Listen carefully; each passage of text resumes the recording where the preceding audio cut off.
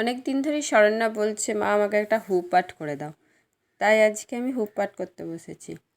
হুপ art করতে আমি প্রথমে একটা ফ্রেম নিয়েছি আর একটা সাদা পপলিন কাপড় নিয়েছি।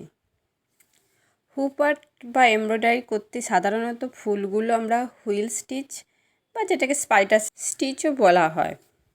আমি এরকম কটা স্পাইডার স্টিচ আর ফুল পাতা এঁকে নিয়েছি। এখানে একটা লাল ডিএমসি সুতো দিয়ে সেটাই দেখাচ্ছি। এভাবে ঘুরিয়ে করতে হয়, একবার উপরে একবার নিচে, একবার উপরে একবার নিচে, ওই জন্য এটাকে অনেকে হুইল স্টিচও বলে। আর আমি গাছের ডাল হিসাবে ডাল সেলাইটাই দেখাচ্ছি। এই হুপ আর্টের ডিজাইনটা খুব ইজি রাখা হয়।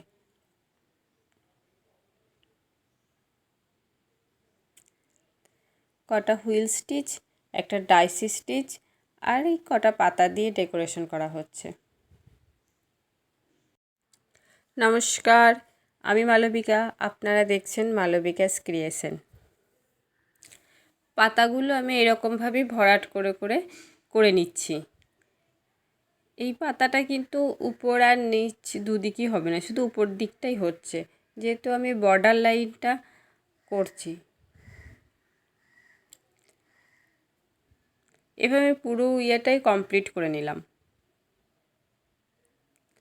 এবার এটা যে যেরকমভাবে ডিজাইনটা করবে, যে জন্মদিনে করবে বা বিবাহবার্ষিকীতে, সেরকমভাবে এটা এঁকে নিতে হবে। আমি যেহেতু মেয়ের জন্মদিনের জন্য করছি, সেজন্য আমার মেয়েকেই আমি এঁকে নিয়েছি। হাতে বেলুন ছাড়া তার জন্মদিন হয় না।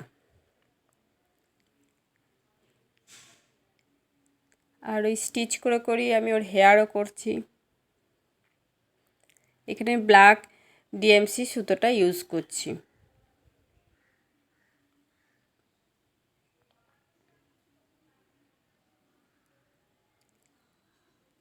এবার আমি বেলুনগুলো স্টিচ করে নিচ্ছি।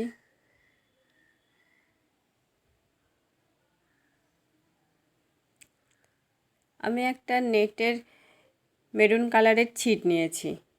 প্রথম ছিটটাকে স্টিচ করে কোমরটার মাপে ছোট করে নিলাম। তা বডির ড্রেস হিসাবে আমি স্টিচই করছি। আমার পুরোটা এখানে কমপ্লিট করা হয়ে গেল মেরুন কালারের সুতো দিয়ে।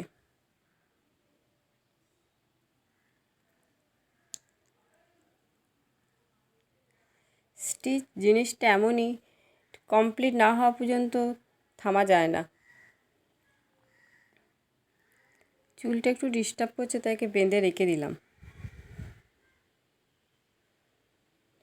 এবার আমি নিচে ঘাগরার মতো এটা স্টিচ করে দিলাম, যেটা আমি আগেই সেলাই করে ছোট করে রেখে দিয়েছিলাম। সেটাকে এবার কাপড়টার সাথে লাগিয়ে দিলাম। এবার যেহেতু জন্মদিনের জন্য, সেজন্য হ্যাপি বার্থডে লেখাটা লিখছি। আর বেলুনগুলো আমি ফেব্রিক কালার দিয়ে কালার করে নিলাম। হ্যাপি বার্থডে লেখাটা হয়ে গেছে। এবার ওর নাম শরণ্যা, সেই শরণ্যা লেখাটা কমপ্লিট করছি।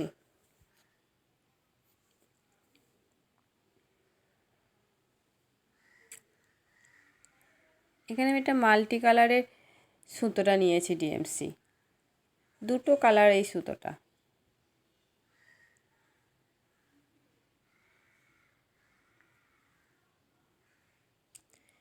যদি ভালো লেগে থাকে তাহলে অতি অবশ্যই একটা লাইক করবেন, কমেন্ট করে জানাবেন।